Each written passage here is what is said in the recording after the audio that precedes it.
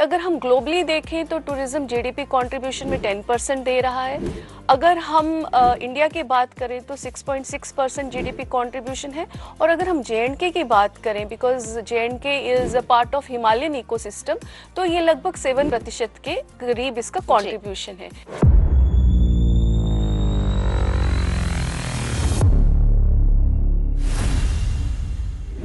मेरी कोशिशों का नतीजा जरूर निकलेगा, इसी स्याह समंदर से एक दिन नूर निकलेगा। नमस्कार, मैं हूं आपकी अपनी कुसुम टिक्कू और department of information and public relations के इंस्पायरिंग कार्यक्रम इंस्पायर में आप सभी का स्वागत। आज हमारे साथ बतौर गेस्ट जो मौजूद हैं वो हैं department of tourism and travel management, central university Jammu से tourism expert doctor Bharti Gupta. Doctor Bharti, आपका हमारे कार्यक्रम में बहुत बहुत स्वागत। थैंक यू सो मच, धन्यवाद। कार्यक्रम के शुरुआत में ही आपसे ये जानना चाहती हूँ कि टूरिज्म किस तरह की अहमियत रखता है किसी भी देश के लिए, या फिर यूं कहें किसी भी प्रदेश के लिए। देखिए, टूरिज्म जो है वो एक, जब हम नॉर्मली उसके बारे में सोचते हैं तो हमारे दिमाग में आता है घूमना फिरना, एक लेजर एक्टिविटी। बट टूरिज्म सिर्फ इसी तक सीमित नहीं है। हर कोई देश इस समय जो है टूरिज्म को एसेट लेके चल रहा है। क्यों? क्योंकि ये मल्टी डायमेंशनल रोल प्ले कर रहा है। मल्टी डायमेंशनल रोल का मतलब ये है कि ये अलग अलग एरियाज में अपना प्रभाव छोड़ रहा है।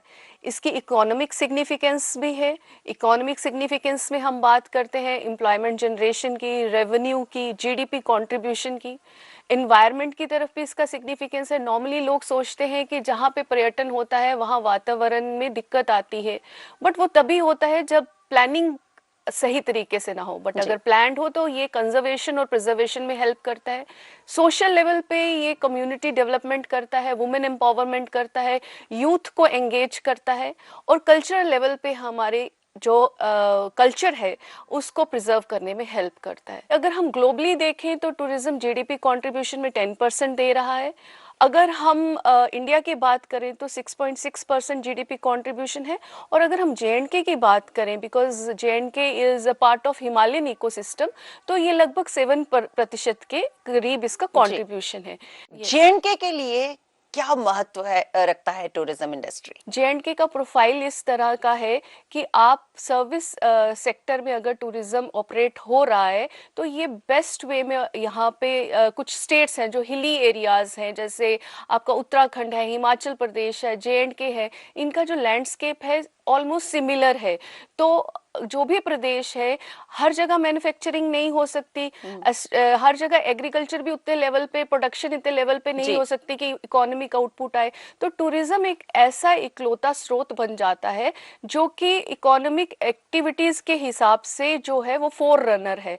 अगर हम हमारे जेएंडके की बात करें तो टूरिज्म जो है मतलब टॉप इकोनॉमिक रिसोर्स है यहाँ का। तो मैं ये समझती हूँ कि अगर हम इस रिसोर्स को अच्छी तरह से एक्सप्लोर करते हैं, इसकी पोटेंशियल को यूटिलाइज करते हैं, तो ये जो हमारा इकोनॉमिक डिवाइड होता है ना, रीजनल डिवाइड, कुछ जगहों पे इंडस्ट्री है तो वहाँ पे ज्यादा प्रोडक्शन है, वहाँ पे ज्यादा इकोनॉमिक बेनिफिट है, ये उस डिवाइड को भी खत्म करता है। तो उस लिहाज से जेएंडके के लिए तो बहुत इंपॉर्टेंट है। और मोर ओवर ये यूथ एंगेजमेंट, यूथ एम्पावरमेंट के लिए, वुमेन एम्पावरमेंट के लिए बहुत हेल्पफुल है। यहाँ पे मैं आपसे एक ही सवाल में दो सवाल जरूर जानना चाहूंगी।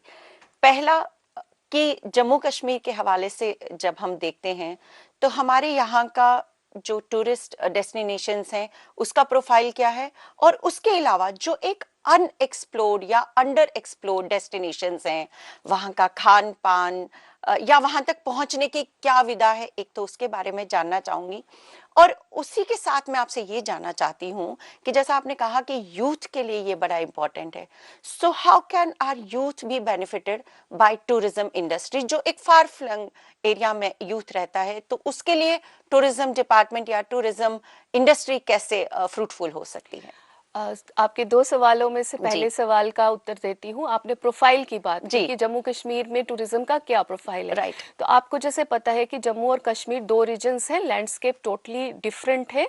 तो जम्मू में तो जो मेन डोमिनेंट है वो पिलग्रिमेज टूरिज्म है। यहाँ पे हम इसके अलावा हिल टूरिज्म की भी बात कर सकते हैं और बॉर्डर टूरिज्म की भी बात कर सकते हैं, because of the presence of Suchetgarh true. Border and all. Kashmir में जो है वो प्राइमरीली जो है वो सीनिक जो एस्पेक्ट्स की वजह से लेजर टूरिज्म है, वहाँ पे रिजॉर्ट टूरिज्म है, एडवेंचर टूरिज्म अगर हम स्कीइंग की बात करें, गुलमर्ग वगैरह की ट्रैकिंग, सॉफ्ट टूरिज्म की, सॉफ्ट एडवेंचर टूरिज्म जी की बात करें, तो हमारे कश्मीर में उस तरह से जो एरियाज हैं वो जो प्रीडोमिनेंटली टूरिज्म जहाँ पे फोकस्ड है उस तरह से है। फिर आपने दूसरा प्रश्न किया कि अनएक्सप्लोर्ड डेस्टिनेशंस क्या क्या क्या है, उसका प्रोफाइल क्या है। तो अनएक्सप्लोर्ड भी हैं और अंडर अंडर। एक्सप्लोर्ड भी हैं। तो अंडर एक्सप्लोर्ड जैसे जैसे कश्मीर में ज़्यादातर अट्रैक्शंस जो हैं वो सीनिक ब्यूटी की वजह से हैं, तो वहाँ वैलीज बहुत ज़्यादा हैं, जैसे लोलाब वैली है, बांगस वैली है। तो ऐसी जगहों को, गुरेज वैली है जो अपकमिंग है, इमर्जिंग है, हम्म। कैंपिंग साइट्स है वहाँ पे। तो इन जगहों को हमें जो प्रमोशन जो है, और प्रमोशन के साथ साथ उसकी जो लास्ट माइल एक्सेसिबिलिटी है वो हमको बढ़ाने की ज़रूरत है। उसी तरह से जम्मू में जो अंडर एक्सप्लोर्ड है, जैसे सरथल है, सिंथन टॉप है, बनी बसोली और बिलावर एरियाज जो कठुआ के हैं वो अंडर एक्सप्लोर्ड है, अखनूर है, चिनाब रिवर फ्रंट है। ये कुछ ऐसी जगहें हैं जिनको हमको और आगे लाना है। तीसरा, आपके दो सवाल नहीं थे, आपका तीसरा सवाल भी था कि किस तरह से यूथ यूथ एंगेज। एंगेजमेंट की जाए। राइट। तो आजकल आपको स्टार्टअप्स के बारे में तो पता ही है जी। कि किस तरह से भारत सरकार जो है स्टार्टअप इंडिया मिशन को लेके चल रही है, स्किल यूथ स्किल्स के बारे में बात करती है। तो जो आपको मैं इस समय इस प्रश्न पे अंडर एक्सप्लोर्ड डेस्टिनेशंस को कनेक्ट करूंगी स्टार्टअप्स के साथ। देखिए, स्टार्टअप का कॉन्सेप्ट क्या है कि कोई भी बिजनेस आइडिया जो नया है, जो क्रिएटिव है और जिसमें रिस्क है। रिस्क क्यों होता है? बिकॉज स्टार्टअप एक न्यू बिजनेस एक्टिविटी होती है जिसके जो अभी मार्केट में नहीं आया होता, और वो सक्सेसफुल होगा या या फेल होगा ये डाइसी सिचुएशन, परसेंटेज हाँ आपको पता नहीं हाँ, होगा। सिचुएशन होती है। राइट। तो इस वजह से तो अंडर एक्सप्लोर्ड जो डेस्टिनेशंस जो अभी हम बात कर रहे थे कश्मीर और जम्मू रीजन की, तो वो यूथ के लिए एक अपॉर्चुनिटी है to explore it as a tourism entrepreneurship और जी। टूरिज्म स्टार्टअप्स लेके उसको उसको उस वे पे अगर डेवलप किया जाए। अब वो डेवलप कैसे कर सकते हैं? जो भी अंडर एक्सप्लोर्ड एरियाज हैं, वहाँ का लोकल जो कम्युनिटी है उनका कुछ ना कुछ कल्चर होगा, हाँ वहाँ के लोकल क्विजीन्स होंगे। बिल्कुल। कश्मीर की बात कर लो तो वहाँ की जो लोकल चीज़ें हैं, जो भी खास उनके प्रोडक्ट्स हैं, क्विजीन्स को लेके हो गए, कल्चर को लेके हो गए, आर्टिफैक्ट्स को लेके हो गए, फोकलोर को हो गए, वो सब जो है वो रिसोर्सेज हैं। डॉक्टर भारती, आजकल एक वर्ड जो बहुत सुनने में आ रहा है, कम्युनिटी बेस्ड टूरिज्म, उसके बारे में आपसे जरूर जानकारी चाहेंगे। देखिए, कम्युनिटी बेस्ड टूरिज्म का मतलब हुआ कि जो टूरिज्म में लोग हैं वो लोकल लोग जुड़े हुए हैं, जो स्टेक होल्डर्स हैं, जो एक्चुअल में टूरिज्म एक्टिविटीज परफॉर्म कर रहे हैं with respect to providing services, तो वो उसमें लोकल कम्युनिटी जो वहाँ के लोकल लोग हैं वो इन्वॉल्व हैं। एग्जाम्पल के लिए मैं आपको बता सकती हूँ, जैसे कि हमारे जम्मू में शिव खोड़ी है, माता वैष्णो देवी के लिए जो लोग आते हैं पिलग्रिम्स, तो वो शिव खोड़ी भी ज़रूर जाते हैं। वहाँ पे कम्युनिटी बेस्ड टूरिज्म है विद रिस्पेक्ट टू जो एक कॉन्सेप्ट शुरू किया है डुग्गर धानी का। जी तो वो सर्विसेज दे रहे हैं ना, खाना जी दे रहे हैं विद जो भी उनका लोकल क्यूजीन्स है, जी। वो क्यूर बना के खिला रहे हैं, खमीरे खिला रहे हैं, ओरिया खिला रहे हैं। तो जो लोकल फ्लेवर वो जी टेस्ट दे रहे हैं, तो वो टूरिस्ट को जी। विजिटर्स को दे रहे हैं, भले ही वो डे टूरिस्ट है या विजिटर है, वो रहता है आई अगर थिंक वहाँ वो पे। एक सेल्फ हेल्प ग्रुप ने। जी जी। तो जी वो जो एंगेजमेंट है वहाँ की लोकल कम्युनिटी की, तो वो कम्युनिटी बेस्ड टूरिज्म हो गया। ये सर्विस है डुग्गर धानी इज एग्जाम्पल कि वो उनको फूड प्रोवाइड कर रहे हैं। जी उसी तरह से अगर कोई होम स्टेज ऑफर कर रहा है अपने घर पे, अपने एक उनके घर में एक पूरा प्रॉपर जो भी मिनिमम क्राइटेरियाज है होम स्टेज रजिस्ट्रेशन प्रोसेस में, उस लिहाज से अगर अपना वो रूम घर में ऑफर कर रहा है किसी के रहने के लिए, तो वो कम्युनिटी एंगेजमेंट है टुवर्ड सर्विस प्रोविजंस जो है, तो वो हो गया कम्युनिटी बेस्ड टूरिज्म। जी मैम, आजकल जैसे हम बात करते हैं ऑफ बीट टूरिज्म की, like trekking and adventure tourism की भी बात होती है, जैसे लोग पैराग्लाइडिंग में इंटरेस्टेड होते हैं। इस तरह के अंडर एक्सप्लोर्ड टूरिस्ट स्पॉट्स हमारे जम्मू में कौन कौन से, उनके बारे में थोड़ी सी जानकारी आपसे चाहूंगी। जैसे आपने बात की एडवेंचर टूरिज्म की बात की, off within relation to off beat tourism, जी तो एडवेंचर टूरिज्म ज़रूरी नहीं होता कि बड़ा हार्ड कोर हो, रिवर राफ्टिंग ही हो, जी ये सॉफ्ट एडवेंचर टूरिज्म भी हो सकता है, जैसे कि ट्रैकिंग वगैरह या सिंपल वॉक्स भी जी, हो सकती है, नेचुरल जो नेचर में थ्रू वॉक्स होती नेचर, है। ट्रू। यस बिल्कुल। तो उसके लिए जैसे रियासी में धनवा एरिया है, that is an off beat destination, और शंखपाल है उधमपुर में।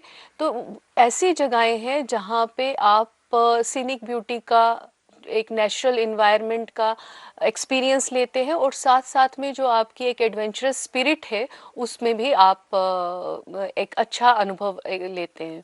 पिलग्रिमेज टूरिज्म की जब हम बात करते हैं तो शिवखोड़ी का नाम तो मुझे लगता है कि बिल्कुल। सबसे ऊपर आता है, और वहां पे कुछ कम्युनिटी बेस्ड टूरिज्म जो हम बात करते हैं हमेशा, उसके बारे में आपसे जरूर जानना चाहेंगे। जैसे आपने कम्युनिटी बेस्ड टूरिज्म की बात की, कम्युनिटी बेस्ड टूरिज्म वो हुआ जिसमें कि जो लोकल कम्युनिटी है वो टूरिज्म सर्विसेज या टूरिज्म के जो भी प्रोविजंस हैं जिसमें सेवाएं दी जाएं विजिटर्स को, उसमें कम्युनिटी डायरेक्टली एंगेज हो। तो जैसे शिवखोड़ी माता वैष्णो देवी के लिए जो भी आएगा वो शिवखोड़ी जो उनको नियर बाय पड़ता है वहाँ लोग जाना पसंद करते हैं। वहाँ पे डुग्गर धानी जो हमारी लोकल फीमेल्स हैं, वो वुमेन फोक जो है अपनी सर्विसेज दे रही हैं, लोकल फ्लेवर्स दे रही हैं, अब क्यूर बना के खिला रही हैं, राइट। मक्की की रोटी सरसों का साग खिला रही हैं। तो वो जो एक्सपीरियंस उनको मिल रहा है विजिटर्स को, वो कम्युनिटी बेस्ड एंगेजमेंट है। इसके अलावा जब होम स्टेज वहाँ पे दिए जाते हैं, आपको जैसे पता ही है कि जी हमारी जो सरकार है जम्मू कश्मीर की, उसने the government has come up with home stage policy. तो उसके उसमें जो फैसिलिटेशन की गई है, प्रोसेसेस है रजिस्ट्रेशन के, वो बड़े ही आसान किए गए हैं, और उसके तहत भी जो लोकल लोग हैं वो अपने घरों को ऑफर कर रहे हैं कि जिसमें जो विजिटर्स हैं स्टे करें। हर जगह जी, तो होटल बन नहीं नहीं सकते, हाँ, तो होम स्टेज का कॉन्सेप्ट क्योंकि बड़ा फ्लरिश कर रहा है, नॉट ओनली शिव खोड़ी जैसे एरियाज में। आप पिलग्रिमेज टूरिज्म की बात कर रहे थे, तो उस सर्किट में हमारा परमंडल एंड उत्तर बहनी भी आता है, सुकराला माता भी जी आता है।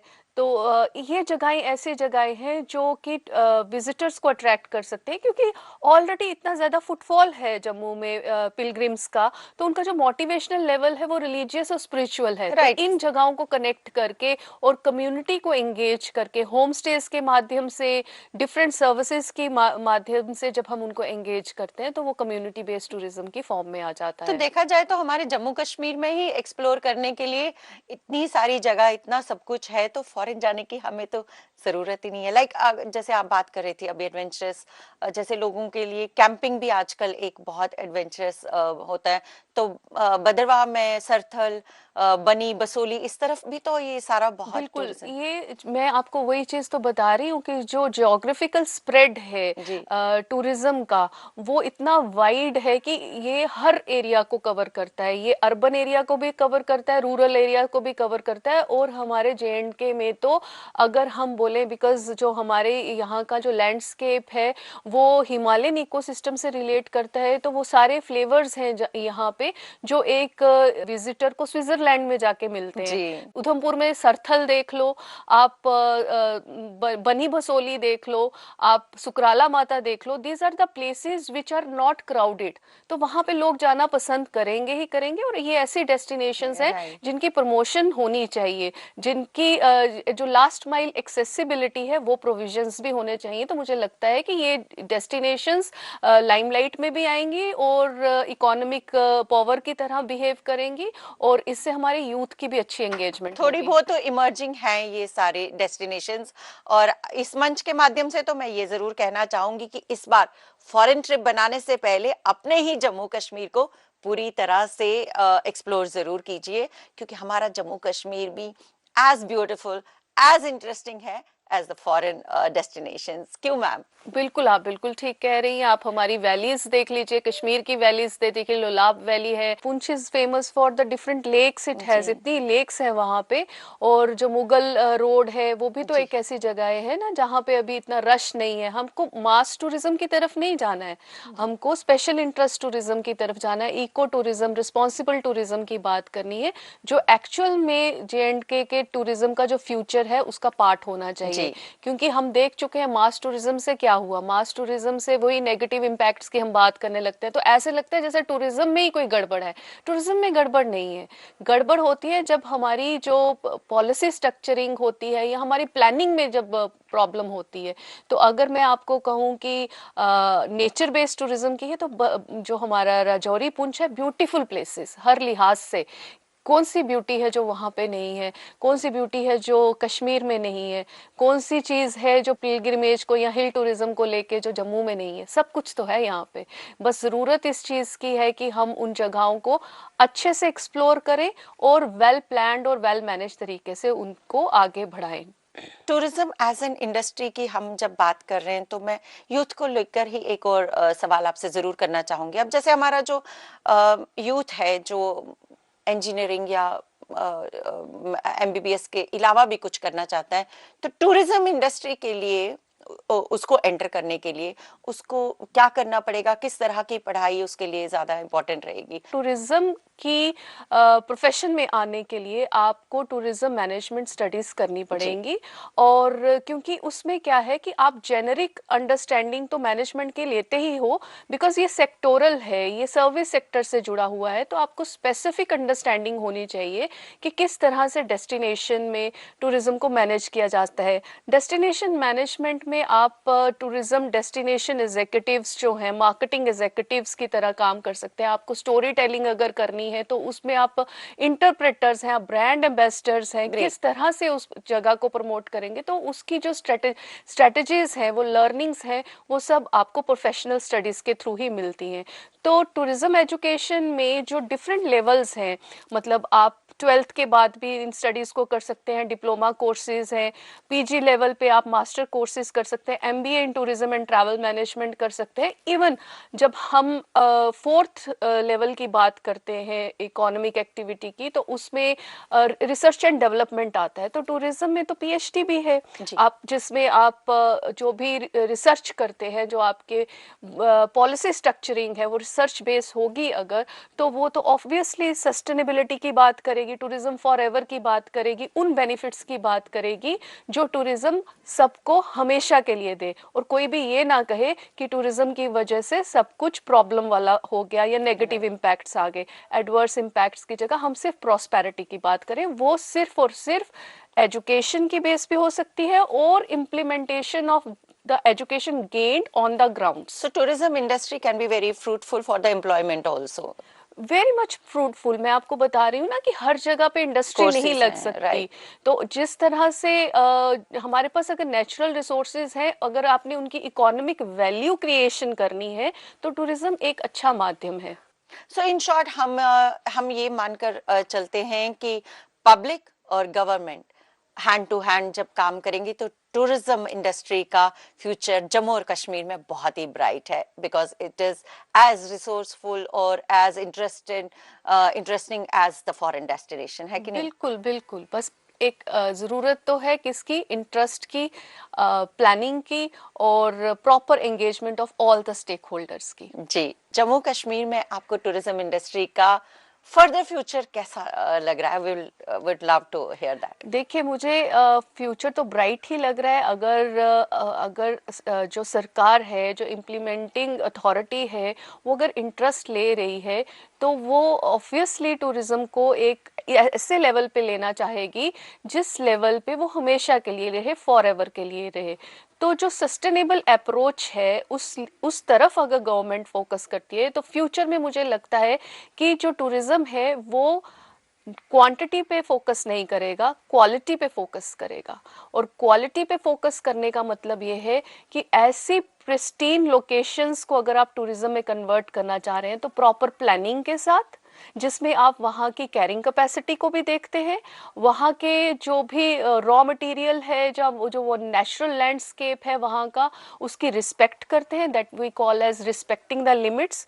एक्सप्लॉयटेशन ना हो जहाँ पे, और यूथ एंगेजमेंट पूरी भरपूर हो। स्टार्टअप्स जो है, टूरिज्म स्टार्टअप्स जो हो वो स्केल अप करें, वो स्टार्टअप से कन्वर्ट होके, ट्रांसफॉर्म होके यूनिकॉर्न्स में कन्वर्ट हो, और कम्युनिटी बेस्ड टूरिज्म को ज़्यादा फोकस किया जाए तो वो ज़्यादा ही एक अच्छी बात होगी। और मुझे लगता है कि आने वाले समय में, क्योंकि हमारी जो जम्मू कश्मीर में जो नेचुरल रिसोर्सेज हैं वो रूरल एरियाज़ में ज़्यादा है, तो वहाँ की जो कम्युनिटी एंगेजमेंट अगर वहाँ पे होती है, जिसको हम CBT कहते हैं, that is community based tourism, जिसमें आर्टिसंस, लोकल पीपल इन्वॉल्व होते हैं, तो मुझे लगता है कि जो टूरिज्म का फ्यूचर है वो बहुत ब्राइट है। क्योंकि ये प्रॉस्पेरिटी जो है वो limited not only to the urban areas, मैंने जैसे बताया, स्प्रेड है। तो उस लिहाज से जो टूरिज्म है वो काफी ही अच्छा रहेगा फ्यूचर में, and it will be more focus not on the numbers but on the quality or the way it is managed. This was such a beautiful and meaningful conversation. Thank you, Dr. Bharti. Thank you so आपके invaluable conversation के लिए, comments के लिए। तो दोस्तों, ये थी हमारे साथ tourism expert doctor Bharti, central university Jammu से। अगली बार एक नए टॉपिक को लेकर आपके सामने फिर होंगे हाजिर, आपको इंस्पायर करने के लिए और खुद इंस्पिरेशन लेने के लिए। आप सबसे इस वक्त दीजिए इजाजत। मैं हूं कुसुम टिकू। नमस्कार। जय हिंद, जय भारत।